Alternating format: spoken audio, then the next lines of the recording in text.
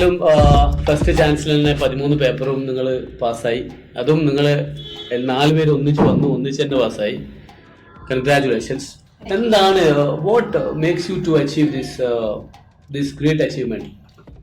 Okay, first of all പറയുകയാണെങ്കിൽ throughout ആ ഒരു കൺസിസ്റ്റൻസി കീപ്പ് ചെയ്തതാണ് എനിക്ക് തോന്നുന്നത് ഏറ്റവും ഇമ്പോർട്ടൻ്റ് ആയിട്ട് വന്നത്.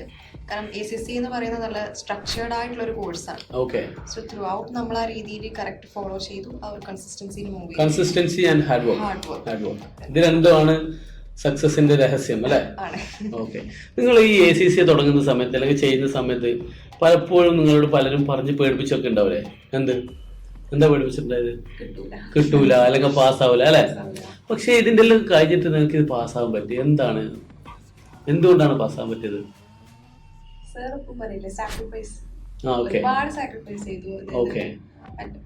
ഫംഗ്ഷൻസ് ഒരുപാട് ഇതിലൊക്കെ പോവാണ്ടെന്ന് പിന്നെ വീട്ടിൽ നിന്നും പറഞ്ഞു എക്സാം ആണ് ചെയ്യണ്ട, കുറച്ചോ പ്രഷർ ഉണ്ടായിരുന്നു വീട്ടിന്റെ? അത്ര പ്രഷർ അല്ല, അതായത് ഇങ്ങനെ സപ്പോർട്ടീവ് ആയിട്ട് അങ്ങനെ അവിടെ പഠിച്ചു, ഹാർഡ് വർക്ക് ചെയ്തു, ഫാക്കൽറ്റി പറയുന്നത് ഫോളോ ചെയ്തു. സോ കുറച്ച് കാര്യങ്ങൾ സാക്രിഫൈസ് ചെയ്തു, അതുകൊണ്ട് ഈ ഒരു അച്ചീവ്മെന്റിലേക്ക് എത്തി. ഒരു കോട്ട് ഉണ്ട്, എന്താ വെച്ചാൽ if you want to sacrifice something, so if you want to be something you have to sacrifice first. അത് ഞാൻ എനിക്കൊന്ന് ക്ലാസ് നടക്കിടക്ക് പറയുന്നത് അല്ലേ? സോ അതന്നെയാണ് ഈ അച്ചീവ്മെന്റിലേക്ക് എത്തിയത്. ഇത് എന്താണ് നിതിന്റെ അഭിപ്രായത്തിൽ ഇത് അച്ചീവ് ചെയ്യാനുള്ള ഒരു സീക്രട്ട്? വീട്ടിൽ നിന്ന് ഇതേപോലത്തെ പ്രഷർ അല്ലായിരുന്നു, നേരെ തിരിച്ചായിരുന്നു. നെഗറ്റീവ് പ്രഷറാ? ഞാൻ പറയും പഠിക്കണം, അവര് പറയും ഇല്ല പ്രശ്നമില്ല. ഓ, നിത പറയും പഠിക്കണം, പാരന്റ്സ് പറയും പഠിക്കണ്ട, മണിക്കൂറല്ലേ പോയിട്ട് വരാം, പ്രശ്നമില്ല. ഓക്കെ. അതേപോലെ ലൈക്ക് പുറത്തുനിന്ന് എല്ലാരും പ്രശ്നമില്ല നീ വന്നോന്ന് അറിയുമ്പോ ഇങ്ങനെ എന്താ ഉള്ളിലൊരു വിൽ പവർ വെച്ചിട്ടാണ് ഇതാക്കിയത്. ഒറ്റക്ക് തന്നെ പിടിച്ചു നിന്നു. Very good, very good. എന്തായിരുന്നു നിങ്ങൾ ഈ 2.5 വർഷത്തെ IIM-ലെ ഒരു എക്സ്പീരിയൻസ് എന്തായിരുന്നു? IIM-ല് വളരെ നല്ല എക്സ്പീരിയൻസ് ആയിരുന്നു. നമ്മളിപ്പം നമ്മൾ 4 പേരാണ് അഫിലിയേറ്റ്സ് ആയത്. 4 പേരുടെ കേസിലും സ്കിൽ ലെവൽ വരെയായിരുന്നു നമ്മൾ IIM-ൽ ഉണ്ടായത്. അത് കഴിഞ്ഞിട്ട് B ലെവൽ ഇവിടെ പ്രൊവൈഡ് ചെയ്യുന്നില്ല. സോ സ്കിൽ ലെവൽ വരെ പറയുകയാണെങ്കിൽ നമ്മൾ ഈ 2.5 ഇയർ കൊണ്ട് ACC അഫിലിയേറ്റ് ആവാനൊരു കാരണം IIM തന്നെയാണ്. കറക്റ്റ് രീതിയിൽ നല്ല സ്ട്രക്ചറിൽ തന്നെ പേപ്പേഴ്സ് പ്രൊവൈഡ് ചെയ്തു. അതുപോലെ തന്നെ ഒരു സിറ്റിംഗിൽ 2 പേപ്പേഴ്സ് പ്രൊവൈഡ് ചെയ്യും നമ്മൾ സ്റ്റുഡന്റിന്. സോ റീസൺ പെട്ടെന്നാവാൻ വേണ്ടി IIM തന്നെയാണ്. ഫാത്തിമ, IIM-ൽ നോക്കിക്കഴിഞ്ഞാൽ ഒരുപാട് പ്രൊഫഷണൽ കോഴ്സസ് പഠിക്കുന്ന സ്റ്റുഡൻസിനെ കാണാം. ACC, CA, CMA, അതേപോലെ ഫാക്കൽറ്റീസ് എന്ന് പറയുമ്പോൾ എല്ലാവരും പ്രൊഫഷണൽസ് ആണ്. ചാർട്ടേഡ് അക്കൗണ്ടൻസ് ഉണ്ട്, കോസ്റ്റ് അക്കൗണ്ടൻസ് ഉണ്ട്. സോ ഈ ഒരു അറ്റ്മോസ്ഫിയർ നിങ്ങളെ ഹെൽപ്പ് ചെയ്തിട്ടുണ്ടോ? ഒബ്വിയസ്ലി ഒരുപാട് ഹെൽപ്പ് ചെയ്തിട്ടുണ്ട്. ഞാനിപ്പം പഠിക്കാൻ ക്ലാസ്സിലിരിക്കുമ്പോൾ അത്ര ലൈക്ക് നമ്മുടെ ക്ലാസ്സസ് അത്ര സ്ട്രിക്റ്റ് ഒന്നല്ല. ഫാക്കൽറ്റീസ് വളരെ ഫ്രണ്ട്ലി ആയിട്ട് ഇങ്ങനെ സംസാരിക്കും, ക്ലാസ് എടുക്കും. അതൊക്കെ ഇങ്ങനെ ബ്രേക്ക് വെച്ചിട്ട് ഇങ്ങനെ മുമ്പിൽ കുളിപ്പിച്ചിട്ട് ഇങ്ങനെ സംസാരിപ്പിക്കും. അങ്ങനെയൊക്കെ അതൊക്കെ ഒന്ന് ലൈക്ക് കാം ഡൗൺ ആവാൻ ഹെൽപ്പ് ചെയ്തിനി. പിന്നെ പഠിക്കാൻ ഇരിക്കുമ്പോൾ ഈ സാർമാരെല്ലാം കാണുമ്പോൾ ഭാവിയിൽ ഇവിടെ എത്തണം, ഭാവിയിൽ പഠിക്കാനൊക്കെ ഹെൽപ്പ് ചെയ്തിട്ടുണ്ട്. എന്താണ് IIM-ന്റെ ഒരു എക്സ്പീരിയൻസ് ആൻഡ് എന്താ പറയാ അറ്റ്മോസ്ഫിയറിനെ കുറിച്ച് പറയാനുള്ളത്? ഈ പറഞ്ഞ പോലെ ലൈക്ക് ചുറ്റും പ്രൊഫഷണൽസ് ആണ്. ഒരു IIM ചൂസ് ചെയ്യുന്ന ഫാക്കൽറ്റീസ് മെയിൻ ഫാക്ടറാണ്. അവരുടെ സ്റ്റോറീസ് ആയിരിക്കും നമ്മളിങ്ങനെ നോക്കിയിരിക്കും. അവർ പറയുന്ന സ്റ്റോറീസ്, ക്ലാസ്സിൽ പറയുന്ന കഥകൾ, അങ്ങനെ അവരുടെ ജേണിയും ഇപ്പൊ അവർ എത്തി നിൽക്കുന്ന ഒരു പൊസിഷനും. എനിവേ, ഈ ACC-യിലേക്ക് നമ്മൾ ഒരുപാട് കുട്ടികൾ ഇവിടെ പഠിക്കുന്നുണ്ട്. നിങ്ങളിപ്പോൾ സത്യത്തിൽ എന്ത് ചെയ്തു, വളരെ ഈസി ആയിട്ട് 2.5 വർഷം കൊണ്ട് ക്വാളിഫൈ ചെയ്ത് പോയി. പക്ഷേ നമ്മളെ മുമ്പിലുള്ള പല കുട്ടികളും എന്ത് ചെയ്യുന്നുണ്ട്, ഈ ഏർലി സ്റ്റേജസിൽ തന്നെ സ്ട്രഗിൾ ചെയ്യുന്നുണ്ട് ഇത് പാസ്സാകാൻ വേണ്ടിയിട്ട്. 1, 2, 3 പേപ്പേഴ്സൊക്കെ എടുക്കുമ്പോൾ. അപ്പോൾ അവരോട് നിങ്ങൾക്കുള്ളൊരു അഡ്വൈസ് എന്താണ്? അഡ്വൈസ് ഇപ്പം നമ്മളെ കേസിൽ തന്നെ നമ്മൾ ACC എടുക്കുമ്പോൾ ഒരു റീസണും കൂടി ആയിരുന്നു പെട്ടെന്ന് അഫിലിയേറ്റ് ആവാം. ഈ ഒരു 21 ആ ഒരു ഏജിൽ തന്നെ അഫിലിയേറ്റ് ആവും. കാരണം ഒരു ലേറ്റ് 20s നമുക്ക് ഈ റിയലൈസേഷൻ വരുന്നത് എന്തെങ്കിലുമൊക്കെ ലൈഫിൽ ചെയ്യണമായിരുന്നു, എന്തെങ്കിലുമൊക്കെ ആവണമായിരുന്നു. ബട്ട് അപ്പോഴത്തേക്ക് ടൈം പോയി, ലേറ്റ് ആയി, അത് പിന്നെ കിട്ടില്ല. സോ എന്നേരം ആലോചിക്കുമ്പോൾ നമുക്ക് തോന്നും ഇപ്പം തന്നെ ആ എഫേർട്ട് ഇട്ട് കഴിഞ്ഞാൽ ആ ഒരു ടൈം. ഇപ്പൊ കുറച്ച് എഫേർട്ട് ഇട്ട് കഴിഞ്ഞാൽ മലയാളത്തിലൊരു ചൊല്ലുണ്ട്, സമ്പത്ത് കാലത്ത് തൈപത്ത് വെച്ചാൽ ആപത്ത് കാലത്ത് കാപത്ത് തിന്നാം, സംതിങ് ലൈക്ക് ദാറ്റ്. അപ്പോൾ ഏർലി 20s നമ്മൾ നന്നായിട്ട് വർക്ക് ചെയ്യാം. സോ ഒരു 20-25 ആകുമ്പോഴേക്ക് എന്ത് ചെയ്യാം? Okay you can be A celebrity tomorrow. Yes. എന്താണ് ഫാത്തിമ, എന്താണ് കുട്ടികൾക്ക് കൊടുക്കാനുള്ള കോൺക്രീറ്റ് ആയിട്ടുള്ള അഡ്വൈസ്? നമ്മളിപ്പം അപ്പാരൻ്റ്ലി എന്തൊക്കെയോ പറയും, അതിൻ്റെ ഒക്കെ പുറത്ത് ഒരു കുട്ടി ബുക്സ് എടുത്ത് പഠിക്കാനിരിക്കുകയാണ്, ആ സമയത്ത് അവൻ്റെ മൈൻഡിൽ എന്ത് കയറണ്ട, അല്ലെങ്കിൽ ആ ഒരു അഡ്വൈസ് എന്താണ്? വളരെ കോൺക്രീറ്റ് ആയിട്ടുള്ള അഡ്വൈസ്. ഇപ്പൊ ഒരാൾക്ക് പഠിക്കുന്ന രീതി എല്ലാവർക്കും ആവണമെന്നില്ലല്ലോ. യെസ്. എന്റെ ഇതിൽ പറയാനാണെങ്കിൽ ക്ലാസ് എടുത്താൽ ഡെയിലി അന്ന് പോയി റിവൈസ് ചെയ്യും. ഓക്കെ, ക്ലാസ്സിൽ പഠിപ്പിച്ച കാര്യം തന്നെ റിവൈസ് ചെയ്യും. ഓക്കെ, 1-2 അവർ ഇരുന്നിട്ട് റിവൈസ് ചെയ്യും. ഓക്കെ, പിന്നെ ഷോർട്ട് നോട്ട്സ് പ്രിപ്പയർ ചെയ്തിട്ടുണ്ടായിരുന്നു. അത് ലൈക്ക് വളരെ ഹെൽപ്ഫുൾ ആയി. എക്സാം ഹാളിൽ കയറുന്നതിന് മുമ്പ് ഫസ്റ്റ് ഷോർട്ട് നോട്ട്സ് എപ്പോഴാണ്? ഡെയിലി ക്ലാസ് കഴിഞ്ഞാൽ അന്ന് തന്നെ ഷോർട്ട് നോട്ട്സ് ഉണ്ടാവും അല്ലേ? ഡെയിലി സ്റ്റാർട്ട് ഓ ഗ്രേറ്റ്. അതാവുമ്പോൾ പിന്നെ അത്ര പ്രഷർ ഇല്ലല്ലോ ലാസ്റ്റ് ആകുമ്പോഴത്തേക്ക്.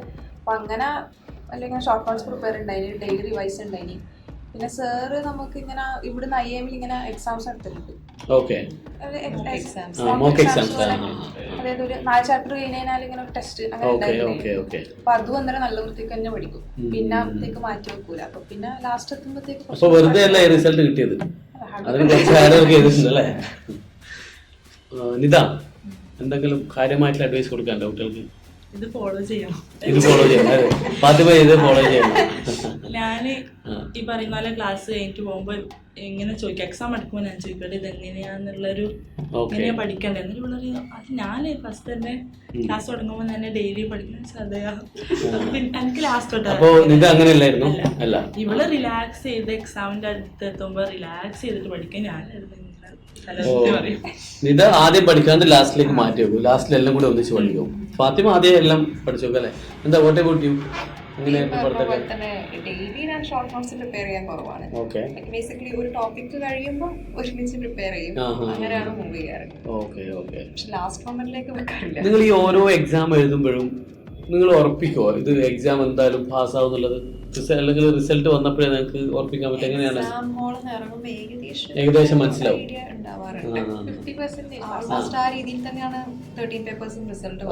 നിങ്ങൾ ഈ പഠിക്കുന്ന സമയത്ത് ഏറ്റവും കൂടുതൽ ഡിഫിക്കൽട്ടി ഫീൽ ചെയ്ത് എന്താണ്? ഒരു ജനറൽ ക്വസ്റ്റ്യൻ, എന്താണ് നിങ്ങൾ ഏറ്റവും കൂടുതൽ ഡിസ്ട്രാക്ട് ചെയ്തത്?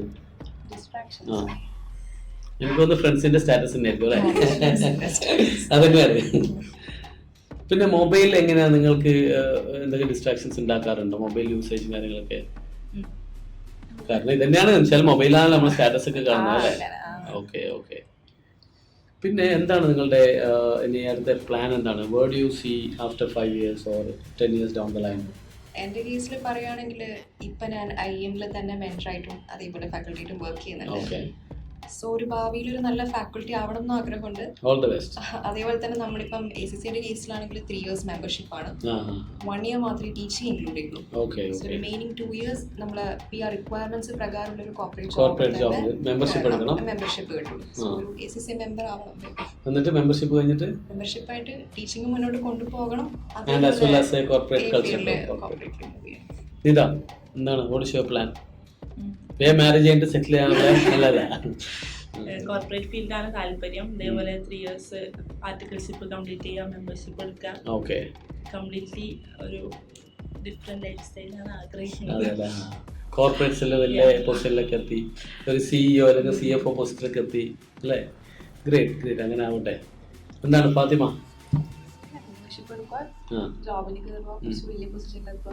പിന്നെ നമ്മളിങ്ങനെ ഫ്രണ്ട്സ് ഇങ്ങനെ എടുക്കുമായിരുന്നു, ഒരു പൊസിഷനിൽ എത്തിക്കഴിഞ്ഞാൽ സാധനം വാങ്ങും, പ്രൈസ് ടാഗ് നോക്കാണ്ട് അല്ലേ? സാധാരണഗതിയിൽ ഈ കൊമേഴ്സ് പഠിച്ച ആൾക്കാരുണ്ടല്ലോ, സാലറി കിട്ടിക്കഴിഞ്ഞാൽ 2 പ്രാവശ്യം നോക്കാൻ പറഞ്ഞില്ലേ? പ്രൈസ് ടാഗ് ഒന്നും കൂടി നോക്കി ഇത് എത്രയാന്ന്. ഏതായാലും നല്ലൊരു ഒരു ഫ്യൂച്ചർ ഉണ്ടാവട്ടെ. ഓൾ ടുഗെദർ എന്താണ് ഒരു നമ്മളുടെ യങ് ജനറേഷന് പറയാനുള്ളത് വെച്ച് കഴിഞ്ഞാൽ, ഇപ്പോൾ +2 നല്ല മാർക്ക് വാങ്ങിച്ച കുട്ടികളുണ്ട്, അല്ലെങ്കിൽ 10th നല്ല മാർക്ക് വാങ്ങിക്കുന്ന കുട്ടികളുണ്ട്. അവർക്ക് ഡിഫറെൻ്റ് ആയിട്ടുള്ള ഓപ്ഷൻസ് ഉണ്ട്. കൊമേഴ്സ് മാത്രമല്ല, സയൻസ് ഉണ്ട്, അതേപോലെ മെഡിക്കൽ, എഞ്ചിനീയറിങ്, പിന്നെ ഡിഫറെൻ്റ് ലൈക്ക് IAS ആവാം, സിവിൽ സർവീസിലേക്ക് പോകാം. അവിടെ മൊത്തത്തിൽ നിങ്ങൾ നോക്കിയിട്ട് അവർക്ക് കൊടുക്കുന്ന ഒരു അഡ്വൈസ് എന്താണ്? അങ്ങനെ എന്തെങ്കിലും അഡ്വൈസ് ഉണ്ടോ? ചുമ്മാ ഇങ്ങനെ കണ്ടിട്ട് എടുക്കാൻ പാടില്ല. എന്താ പാഷനേറ്റ് ആയിട്ട് എന്താ ഉള്ളത് അത് ആ ഒരു റിലേറ്റഡ് ഫീൽഡിലേക്ക് പോകുന്നത്. ഓക്കെ, ഓരോരാളുടെയും ഇൻഡിവിജ്വൽ പാഷൻ എന്താണ് അത് അറിഞ്ഞ ശേഷം എന്ത് ചെയ്യണം, ആ ഏരിയയിൽ എന്ത് ചെയ്യണം, എടുക്കണം അല്ലേ? Good good good. എന്താണ് ഇതൊക്കെ എന്താ പറയാനുള്ളത്? അതുപോലെ തന്നെ ഇപ്പൊ ഫാത്തിമ പറഞ്ഞ പോലെ തന്നെ പാഷൻ ഫോളോ ചെയ്യണം. ഓക്കെ. പിന്നെ നമുക്ക് എത്ര അക്കാഡമിക്കലി നമ്മൾ എത്ര എക്സലന്റ് ആണെങ്കിലും സർ ഈ പറയുന്ന പോലെ കമ്മ്യൂണിക്കേഷൻ സ്കിൽസ് ഇനി അങ്ങോട്ട് വളരെ ഇമ്പോർട്ടന്റ് ആണ് നമുക്ക് സസ്റ്റെയിൻ ചെയ്യണമെങ്കിൽ. കമ്മ്യൂണിക്കേഷൻ. അപ്പൊ എല്ലാ കുട്ടികളോടും പറയാനുള്ള അഡ്വൈസ് ഇതാണ്, കമ്മ്യൂണിക്കേഷൻ ഡെവലപ്പ് ചെയ്യണം. ഓക്കെ, അത് വളരെ ഇമ്പോർട്ടൻ്റ് ആട്ടോ. എന്താ കാരണം എന്ന് വെച്ചാൽ നമ്മളിപ്പം ഇവിടെ പഠിക്കുന്ന കുട്ടികളാണെങ്കിൽ കൂടി ഇപ്പം നമ്മൾ പഠിക്കുന്ന വെച്ചാൽ ഏറ്റവും പഠിക്കുന്ന കുട്ടികളായിരിക്കാം ഇവിടെ വരുന്നത്, അല്ലെങ്കിൽ ഇവിടെ എത്തിയാലെങ്കിൽ അവർ പഠിച്ചു തുടങ്ങും. ഒരു 90-95% കുട്ടികൾക്ക് ഇവിടെ എത്തിയാൽ പഠിച്ചു തുടങ്ങും. പക്ഷേ ഈ കേരള പ്രൊഫഷണൽസിൻ്റെ ഏറ്റവും വലിയ പ്രശ്നം എന്ന് പറഞ്ഞാൽ അത് അക്കാഡമിക്കലി ഇതേ വെരി ഗുഡ്, പക്ഷേ ഈ പ്രൊഫഷണൽക്കായിട്ട് കഴിഞ്ഞു കഴിഞ്ഞാലും ഒരു ഇൻ്റർവ്യൂവിന് പോയാലും ജോബിലെത്തി കഴിഞ്ഞാലും കമ്മ്യൂണിക്കേഷൻ മേ ബി ഇംഗ്ലീഷ് ലാംഗ്വേജിൽ അവർക്ക് സംസാരിക്കാനുള്ള പ്രശ്നമാവാം. സോ അതിലൊന്ന് ഫോക്കസ് ചെയ്യുന്നതാണ്. ഓക്കെ, ഇതാ എന്താ പറയാനുള്ളത്? പാരൻസിന് നിങ്ങൾ എന്താ അഡ്വൈസ് കൊടുക്കേണ്ട? പാരൻസിന് ഞാൻ പറഞ്ഞ സൊസൈറ്റി അറ്റ് ലാർജ് എന്താണ് പറയാനുള്ളത്? ഈ പറയുന്ന പോലെ സ്വന്തം പാഷൻ ഫോളോ ചെയ്യാം. ഓക്കെ, ഫ്രണ്ട്സ് എന്താണോ ചൂസ് ചെയ്യുന്നത് അതിന്റെ ബാക്കിൽ പോകാണ്ടിരിക്കുക. Okay okay. പിന്നെ ഒരു പ്ലാൻ ഉണ്ടാവും. I'm going with the flow എന്ന് പറഞ്ഞൊരു അതുണ്ടാകാൻ പറ്റില്ല. Have to have a plan. Okay. പിന്നെ പാരന്റ്സിനോടാണെങ്കിൽ അവരുടെ ഇഷ്ടം എന്താണോ അവരുടെ പാഷൻ എന്താണോ അത് റെസ്പെക്ട് ചെയ്യുക. ഓക്കെ, അതിന് പറ്റുന്ന സപ്പോർട്ട് കൊടുക്കുക. ഇതിൽ ഞാൻ സ്ഥിരമായിട്ട് പറയുന്നൊരു കാര്യമുണ്ട്. എന്താ വെച്ച് കഴിഞ്ഞാൽ നമ്മളെ ഈ ടീനേജിൽ നമ്മളെ സ്വാധീനിക്കുന്ന കുറേ കാര്യങ്ങൾ, അതിലേറ്റവും ഇമ്പാക്റ്റുള്ള ഒരു സാധനമാണ് ഫ്രണ്ട്സ്. അപ്പോൾ എന്താണ് അതിനെക്കുറിച്ച് നിങ്ങൾക്ക് പറയാനുള്ളത്? ഫ്രണ്ട്സ് നിങ്ങൾ എത്രത്തോളം സപ്പോർട്ട് ചെയ്തു അല്ലെങ്കിൽ എത്രത്തോളം ഡിസ്ട്രാക്ട് ചെയ്തു? എൻ്റെ ഫ്രണ്ട്സിനെ പറയുകയാണെങ്കിൽ വളരെ സപ്പോർട്ടീവ് ആയിരുന്നു. ഓക്കെ. സോ ലൈക്ക് ACC ആണ്, നീ എൻജോയ് ചെയ്തില്ല, ആ നമുക്ക് പറ്റുന്ന ടൈം ACC ആണെങ്കിലും ലൈക്ക് മന്ത്ലി അല്ലെങ്കിൽ വീക്കെൻഡ്സ് നമ്മൾ എന്ത് ചെയ്യും, മീറ്റ് ചെയ്യും. ലൈക്ക് ACCയിൽ വരാത്ത ഫ്രണ്ട്സിന്റെ കാര്യം പറയുന്നത് അല്ലേ? Okay okay. ACC അല്ല, പക്ഷെ എന്നാലും അവരെന്നെ ഡിസ്ട്രാക്ട് ചെയ്തില്ല. ഇപ്പം ACC അഫിലിയേറ്റ് ആയെന്ന് പറഞ്ഞപ്പോഴും എന്നെക്കാളും അവർ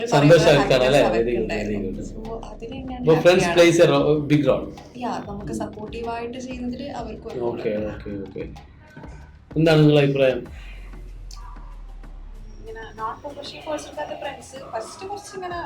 ഡിസ്ട്രാക്ട് ചെയ്യും. പിന്നെ ഫസ്റ്റ് എക്സാമിന്റെ റിസൾട്ട് വന്നതിന് ശേഷം പോസ്റ്റർ ഒക്കെ വന്നിരുന്നു. ഇവരെ എന്നെക്കാട്ടി കൂടുതൽ സ്റ്റാറ്റസ് ഉണ്ട്. അത് മുതൽ പിന്നെ അവരെ സപ്പോർട്ട് ചെയ്യാൻ തുടങ്ങി. പിന്നെ ACC ഫ്രണ്ട്സ് നമ്മൾ നല്ല ആൾക്കാർ മാത്രമല്ല, കുറെ ആൾക്കാർ എല്ലാവരും സപ്പോർട്ട് ചെയ്തിന്. പിന്നെ എന്താ അപ്സ് ഡൗൺസ് ഉണ്ടെങ്കിൽ ഒപ്പരം തന്നെ ഉണ്ടായി. ഡൗട്ട് ഉണ്ടെങ്കിൽ പ്രത്യേകിച്ച് എനിക്കൊന്ന് ആദ്യം ക്വാളിഫൈ ചെയ്ത നിങ്ങൾ നാലാൾ ഭയങ്കര അതേ തിക് ഫ്രണ്ട്സ് ആണ് അല്ലേ? ഫസ്റ്റ് പേപ്പർ മുതലേ. പക്ഷെ നിങ്ങൾ IIM വന്നിട്ടല്ല അറിഞ്ഞത് പരിചയപ്പെട്ടത് അല്ലേ? ഓക്കെ. +2 നിങ്ങൾ ഒന്നിച്ച് പഠിച്ചാണോ? അല്ല, 4 ഭാഗത്തുനിന്ന് വന്നു, ഒന്നിച്ച് ക്വാളിഫൈ ചെയ്ത്. എനിവേ നമുക്ക് ഭയങ്കര സന്തോഷമുണ്ട് കേട്ടോ. ഇങ്ങനെ പ്രത്യേകിച്ചും എനിക്ക് തോന്നുന്നത് ഇപ്പം നമ്മൾ പറയാറുണ്ട് എന്താ പറയുക, ജെൻഡർ ന്യൂട്രാലിറ്റി അല്ലെങ്കിൽ ജെൻഡർ ഡിസ്ക്രിമിനേഷൻ. അപ്പം പൊതുവേ പറയുന്നതാണ് എന്ത്, ഗേൾസിന് ഓപ്പർച്യൂണിറ്റീസ് ഇല്ല, ചാൻസ് ഇല്ല. അതുമാത്രമല്ല കുറേ സ്കൂൾസിലും അതേപോലെ ഈ കുറേ സ്ഥലങ്ങളിലൊക്കെ സെമിനാർ എടുക്കാൻ പോകുമ്പോൾ ഗേൾസ് എന്നോട് വന്നിട്ട് പറയാറുണ്ട് എന്ത്, നമുക്ക് പഠിക്കണം എന്ന് ആഗ്രഹമുണ്ട് പക്ഷെ പാരൻസ് സപ്പോർട്ട് ചെയ്യുന്നില്ല. അത് എന്തുകൊണ്ടാണെന്ന് വെച്ചാൽ എനിക്ക് എപ്പോഴും തോന്നാറ് പാരൻസിൻ്റെ കുറ്റമായിട്ടല്ല എനിക്ക് തോന്നാറ്. നമ്മളുടെ മുൻഗാമികൾ കാണിച്ചൊരു വഴിയുണ്ടല്ലോ, അവരെന്ത് ചെയ്തിട്ടുണ്ടാവും, പഠിക്കണം എന്ന് പറഞ്ഞിട്ട് പോയിട്ട് ചിലപ്പോൾ എന്ത് ചെയ്തിട്ടുണ്ടാവും, പഠിക്കാണ്ട് തിരിച്ചു വന്നിട്ടുണ്ടാവും, ചിലപ്പോൾ എന്ത് ചെയ്തിട്ടുണ്ടാവും, കുറച്ച് കളിച്ച് തിരിച്ച് നടന്നിട്ടുണ്ടാവും. ഇതൊക്കെ കൊണ്ടായിരിക്കാം പാരൻസ് എന്ത് ചെയ്യുന്നത്, അവരെ ഇന്നത്തെ ആൾക്കാർ റെസ്ട്രിക്ട് ചെയ്തത്. പക്ഷെ നിങ്ങളെല്ലാം അതിൽ വലിയൊരു റോൾ മോഡലാണ് to have a change tomorrow. ഇങ്ങനെയുള്ള പാരൻസിന് ധൈര്യമായിട്ട് വരാൻ പറ്റുക, ഇന്ന കുട്ടി ഇങ്ങനെ ചെയ്തിട്ടുണ്ട്, അവർ ക്വാളിഫൈ ചെയ്ത് ഇന്ന നിലയിലെത്തി. സോ ഇനിയും മുന്നോട്ടുള്ള ജീവിതത്തിൽ നിങ്ങളൊരു ഐക്കണായി മാറട്ടെ, ഒരുപാട് ഉയരത്തിലെത്തട്ടെ. Wish you all the very best. Thank you. Yeah.